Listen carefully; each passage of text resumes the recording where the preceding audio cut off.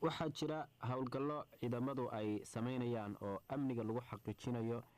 bal hawlgalladaas iyo faahfaahin naga sii anigu haddaanu nahay ciidanka sidoo ciidanku mar walba diyaar buu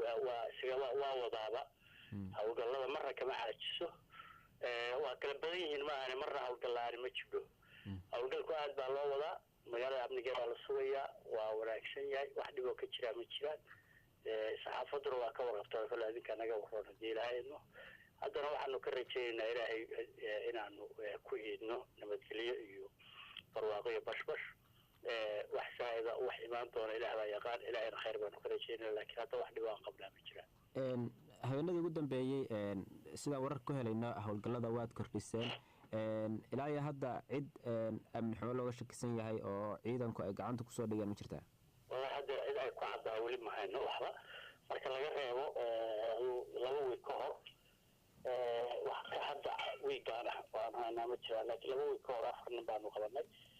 waan haynaa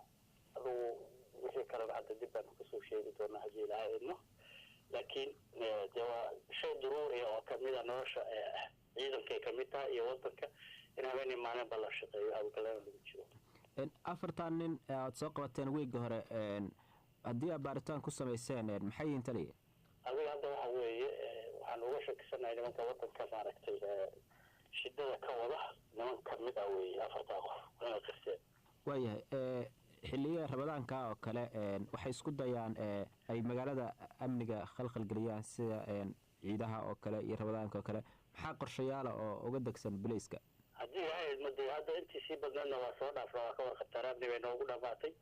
inta ka dambaysana ilaah waxaanu weydiisanaynaa amni inaanu helo laakiin annagu haddii ilaahay intii aanu laba jibaari karnaan laba jibaaraynaa awalna waa wadnay dadweynahana waxaanu ka codsanaynaa inay la shaqeeyaan ciidamada ayna sheegaan wax allaala iyo wixii ay ka shakiyaan saacad walba iyo goor walbana diyaar baa ciidanku yahay telefoonadu waa u furan yihiin dhagahooduna waa u furan yihiin qalbigooduna waa usoo jeedaa ciidamada dadweynahooda intaasna ciidanku waxay ka howleeyihiin waxa weye waa amniga dadkooda iyo dalkooda marka waxaanu leenahay dadweynaha danteena laga shaqeynaya dantiina laga shaqeynaya adiguna dan kasta la garta laga shaqeynayo la shaqeeyo ciidankiina iyo hay'adiina amniga xiriirka ay wada leeyihiin booliiska iyo shacabka ee wada shaqeyneed intee leegyahay aad buu ballaaran yahay sababta waxa weeye boolisku meel walbana ma taagna dariiq walbana ma taagna shaqo kasta oo ay hayaan haddaysan dadweynaha ka helin gacan saara wax u soconaya oo badani ma jiraan marka qalbigii indhahoodii weeye araggoodii weeye xusuustoodii weeye dadweynuhu ee booliska iyo ciidamada amniga oo dhan sidaa daraaddeedna waxaan leenahay si laba jibaara inta badanna dadka xiriir wanaagsan baa